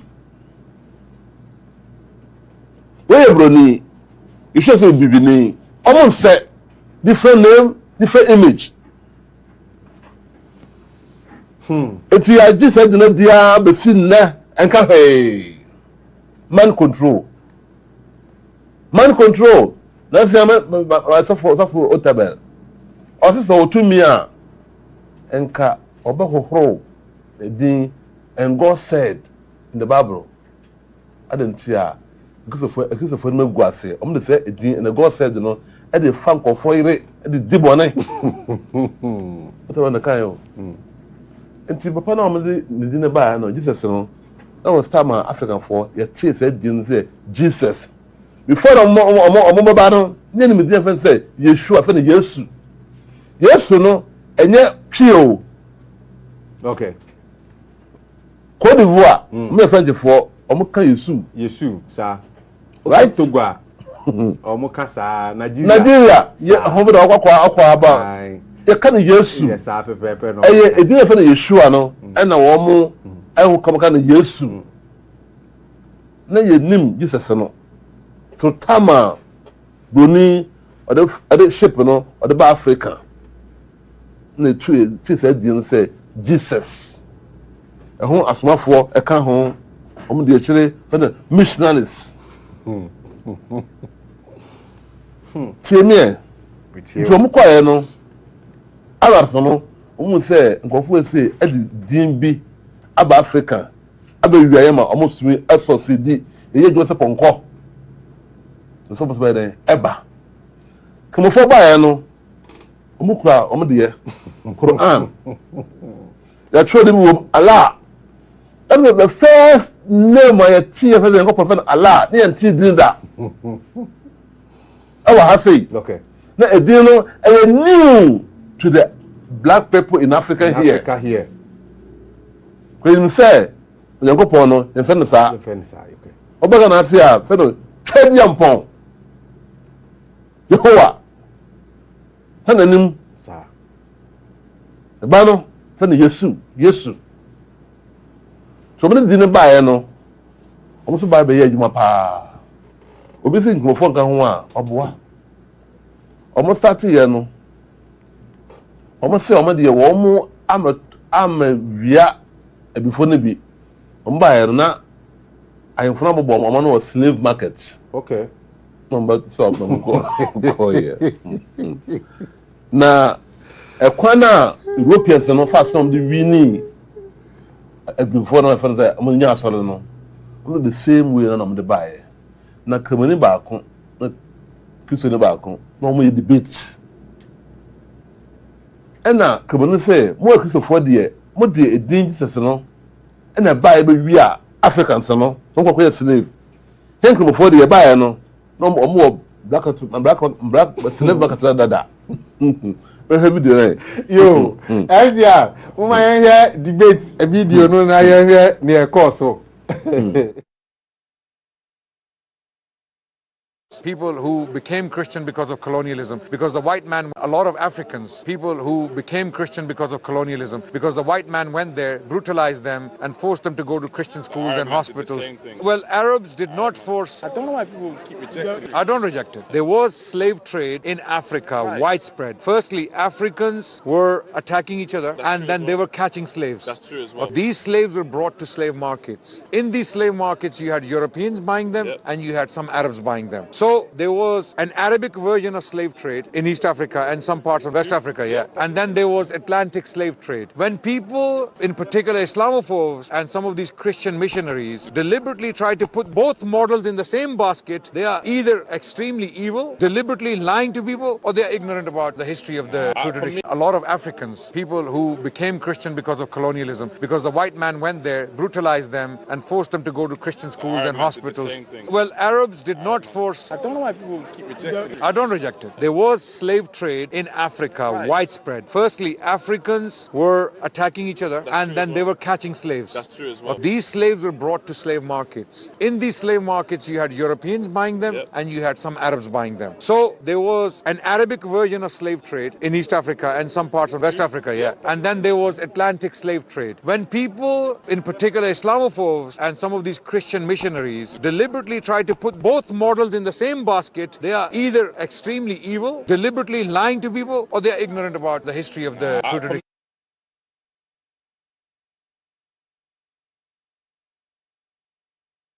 Abusia Sabri Osha Wake Up Africa na debate na air course no na oya Arab ni na or try to defend say omo slave trade ni there or person say no there enya bad say ne a Europe no for ne be Europe for there omo ba ye no omo an omo wuwura e ho dada nkofo no omo fa omo koye ba we ni de omo de ndie omo ba na ye de omo begu slave market no ha ya babu abu omo no go nti ukwa na wakopeke na gese ode omo ko na eno no mpacho eno de nye slavery ni bi ya na wada na okoko fa omo market ya bu omo na okoko fa omo no se okwa akura ko di dwa e na obi su ko dwa so no ko di dwa ye dwa kro na munyina mu di ye ene ma na agusu na munyina mu pe na obi de opesa okọ akura na ho na okofa ne de e na wo de opesa okọ dwa no so na omo de akura se fo ne de aba no ko si omo no akọ the same dwa na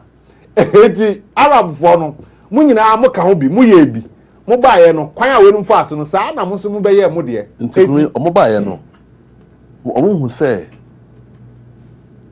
asoro fo no ye no mo so sidi omo hu se etumbo wasu sa e chenyi mudin o fiti din omo pe no mo wi no so mo de te Christianity the beginning of asoro no sa I for who say a good pa so by far the same way the chewa you see we tuba baptize no the tuba na ya Saudi ya poku dan kwa aba ri yi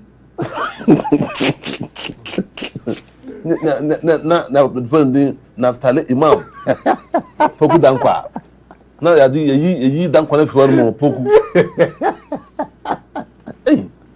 na oje boje setente when nim bofom wan kan ala so be kun and the same thing o me yesa ma o me nya dom nzikamani akɔ mosque on the number for more that's a finishing product and all you know the way someone be in Africa no business no na airtime brutality you see yenye since the name Allah no you know Arabian boss henso no yakuta idea de fi Nyankopɔn so mo de okum kase pa o mo chichi yen de ekoy se me hwɛ video bi okay na mo se nkramofo o mo de yebɔ na pa Arabs no se ne ye asole ye boa no asole be asole o wonne no o mo for the same way no everybody Islam e wo Ghana say Africa okay yeah we video no yo MCR patch of video no munja nguma na busua ni nyina enya bi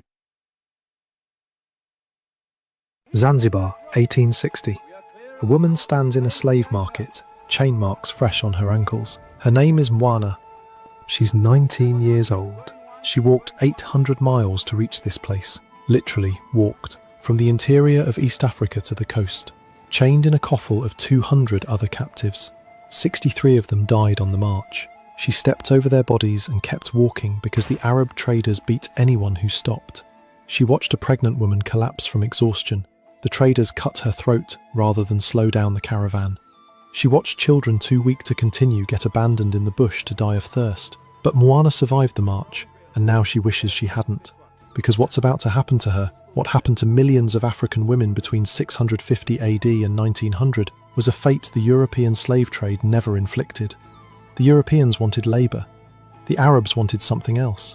And what they wanted meant that 80% of the women who entered the Arab slave trade never came back. Not ransomed, not freed, not escaped. Gone. Welcome to Tales of Steel and Blood, and here we don't look away.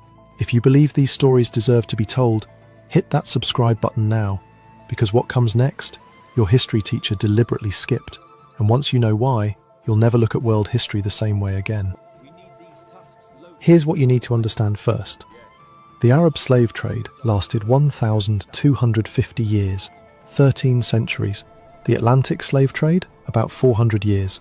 But we talk about one constantly and the other barely at all. Between 650 AD and 1900, conservative estimates put the number of Africans enslaved by Arab and Muslim traders at 17 million people. Some historians argue the real number was closer to 25 million. For comparison, the Atlantic slave trade transported about 12 million Africans to the Americas. But here's the difference that matters. Of the 12 million Africans who crossed the Atlantic, their descendants number over 100 million today in the Americas. Of the 17 to 25 million Africans who entered the Arab slave trade, their descendants in the Middle East and North Africa number in the low millions at best. Where did everyone go? The answer is in what the Arab slave trade did differently, and it started with how they captured their victims. Arab and Swahili slave traders operated from bases along the East African coast, Zanzibar, Kilwa, Mombasa, Mogadishu. They worked with local African collaborators who raided villages in the interior. Entire regions were depopulated.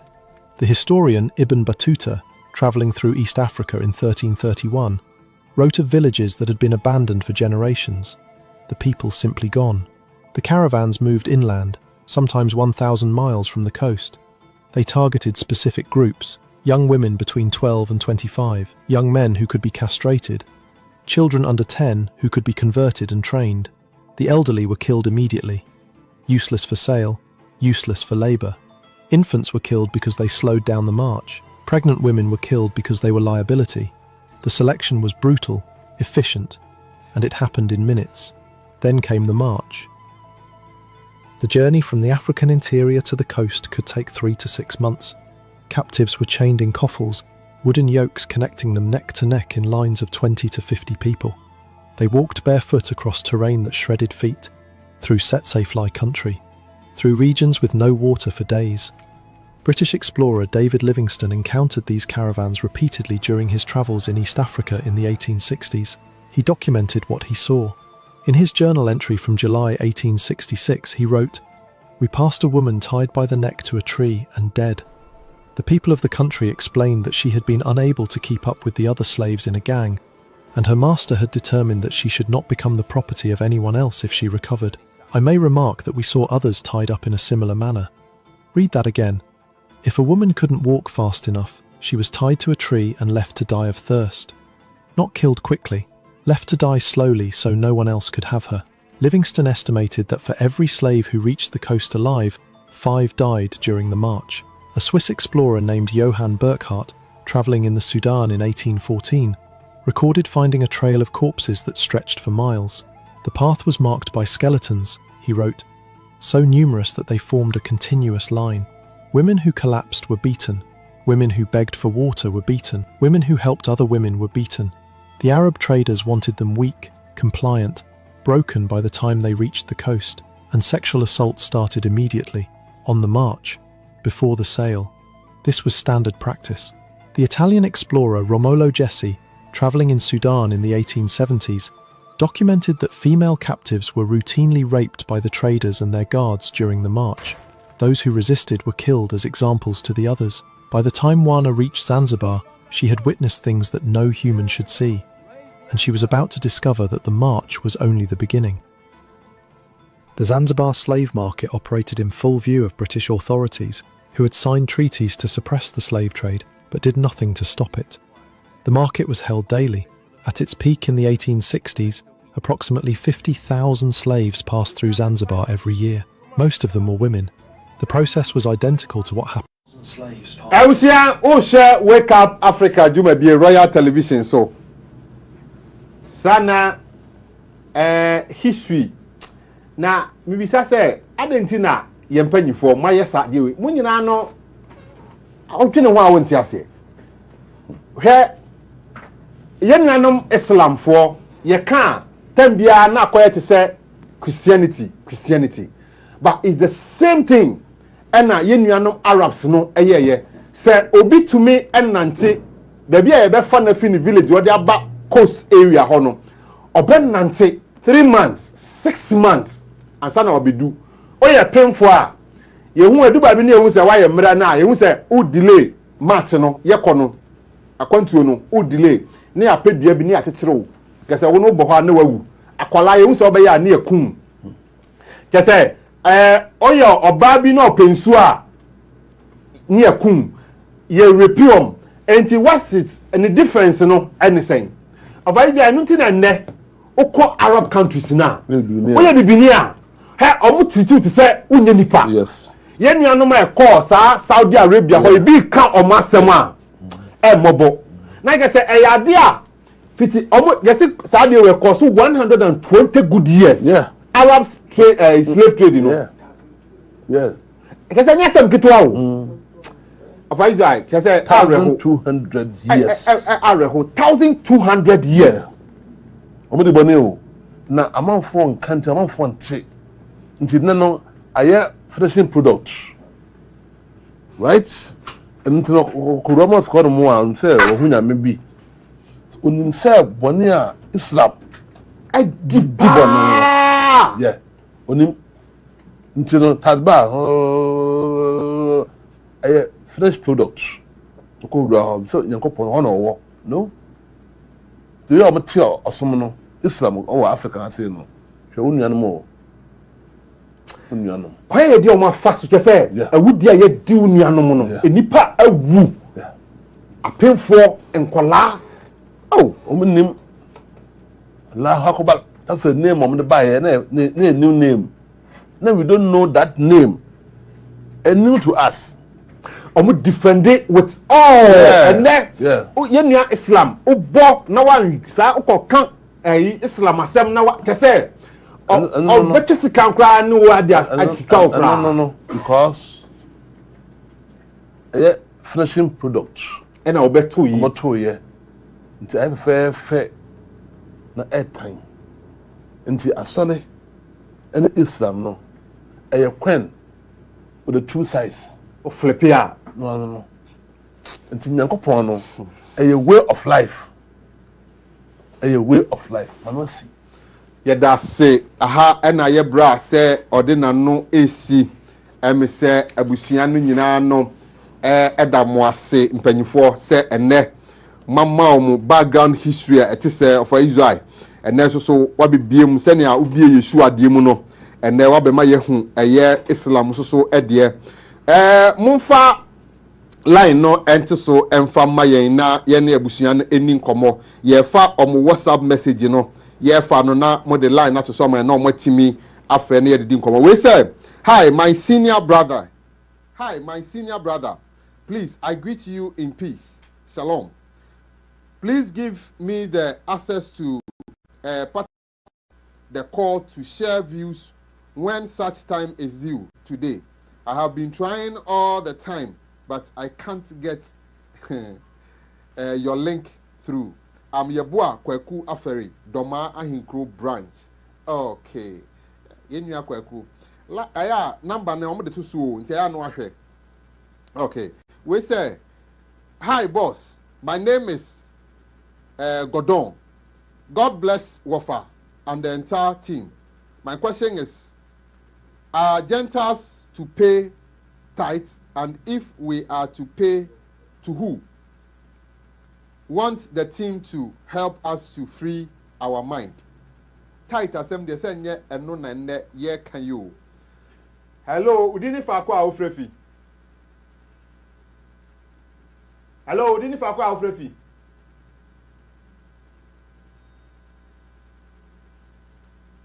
Hello.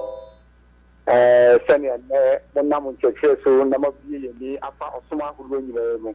Samuche, one word religion, me, Yama, and I'm concerned that over Monawa Family, what kind of crab rabo, so good Yama Yankopon, so good Yama, on Sama, in the Nigeria. So, and to Sabria, Modern, you said the Brina again, that's kind of a Mahon Crepano. How about the income with Namo? Yeah, that's it. We say hi, and no one of the buy any dinkra encounter.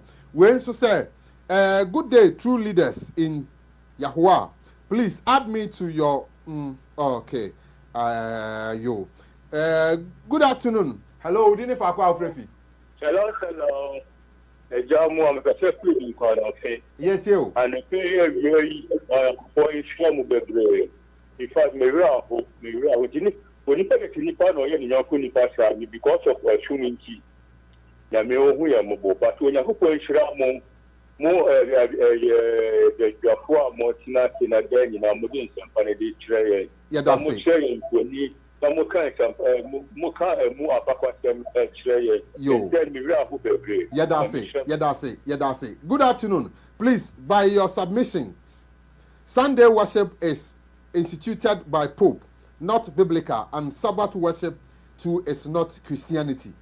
Help us with the biblical day we should worship our Creator. Thank you. Aya kasa ofa kasa muntie ni ye o. Ofa ya kama ntu be dia kama hame. Yo. Abisha ofa so be ye ni. Yes, yo. Okay. That's it. Yo, yes, so yeah, that's it, JJ. Ofa enkase Sabbath. Mo amoya Sabbath no. Na ya mo my confused. Sabbath no mo kosum nyame, mo se mo kosum nyame. E mo se Sunday for no so mo kosum nyame Sunday. Na ofa se Sabbath no ye nsum nyame. Eno na my confused wo ho. Enti no. Mo frɛ number way. Why? Your number betu ja. Wo problem na wa frɛ. Now I tell you, we are telling mu ye. Hello, udini fa kwa ofrefi. Hello. Yeah, udini fa kwa ofrefi. Yo, you say me Abraham. Ofrefi Domawe. Me pato ye ti o. Abejapo ina. Abejapo edoso. Na mi ko poku dan kwa na over ija na kunu su bi chafa. Yo. Ye da masi papa hapa. Igusu ayeso ye boda wuru de pa because no di ye ni wo wiase. I remember that you took community dreamer, you be here. And so, good for the group, and you know, the moment you're more concerned, you don't fire, take a car, on that program, no man, question. Yeah, that's it. Yeah, that one was it. Say, what doing at home? Yeah, that one was it. I say, please, good afternoon. My name is JJ. I'm listening you live from Senya. Greetings to Wafa Yao, brother Israel, brother Ediko, and Mr. Okay, yo. Okay, where to say good afternoon, Master Israel and Wafayao. I'm watching you live from Kwau PPRC. Okay, one funny D Amma. Hello, Dini Fakwa Ufrefi. We prefer Akumadai. Okay, but you're here. The question is, take an we show Sharon, promotion national. Yeah, bang, the Sakamana camera back. Which me cash a camera. You may have no. Mammy, so I send me Jesus pictures now. I am almost about 2 Jana, more I am with the modern one. But at that time, Jesus by 2,000 years, not camera or I am with me picture no and to try. I am will be some of no questions way. You see, yo, yate a question now the buyer. Wafa, na bedwa for me mamu atena se Yahuwa inshira mu pi wafa nyankwada kakra beka kakra beka ama kakra beka amu ani ama omu ewu niya so for mame swag so for mame to da yo patia me hello dini fa kwa frevi hello dini fa kwa frevi okay we say hi wise so is the dragon Satan or I am Maxwell from Sehui Bekwai Wafayao, may the Almighty Yah bless you and your crew. Wafayao, as for me, I will be leaving you guys for school soon. I hope to come back and see you freeing people's minds from the evil embedded on us. Thank you, Wafayao. We are here on one fat ni amba. Hello, dini fa kwa ofrefi. Hello. Hello, dini fa kwa ofrefi. Afternoon, I'm there in the okay, me pacho yeti o. Hello. Oh, Adena, we fiso sa. Okay.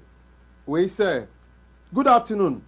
The all-time best teacher in the whole universe, Mr. Yaopoku Dankwa, Atakwajo Buahene from Apeu, Wawasi near Suhum. Okay. Only dia ode eba ya no. Hello, odini fa kwa ofrefi. Hello. Odini fa kwa ofrefi.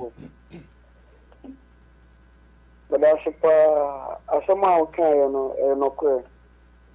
Sije se dem tema use pictures by ni na se camera ode ya. Ndia ya mpase. Dia mosumo kan yo no kwe. Nti ya da sepa yo, yanso ya da se Shalom Aleichem, Hebrew teachers of our time. Please, you said all religions were created by Catholics, but some of the religions are older than Vatican. So how did they create all? I'm David Bediakon Kwejo from Banda. Okay. And no ne question or no ede ebaye. Okay. You have enlightened us about religion, but my question is, which religion is the best for us? I am really confused on the religion to join. Please guide me. You oba obidia ode abanono. I say please, I'm young boy in Asingfosu.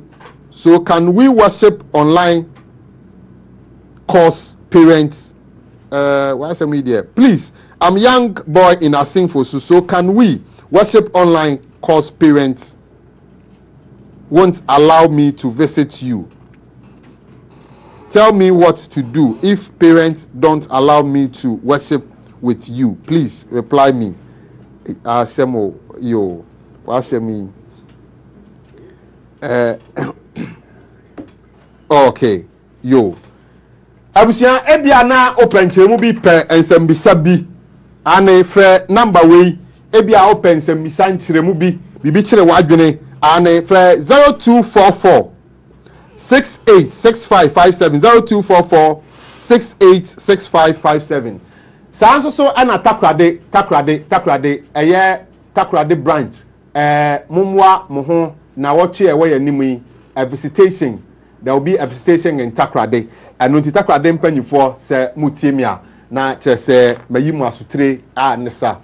aha ana brema ye kwan me de dwumadie ni nyina aba na wie ye me a metena dwam setia me fo no medin ane Kofi Kume me ne wo fa ya opoku dankwa a wo ye executive director edema eku efe no Feed the Mind movement ene ne ba Israel Nkrumah a no so ye national coordinator edema Feed the Mind ku na ene tena se ma dwumadie de somo obo ade edom yen na se ode yen kwa chen adase ne ebe san ehia makra mu nyina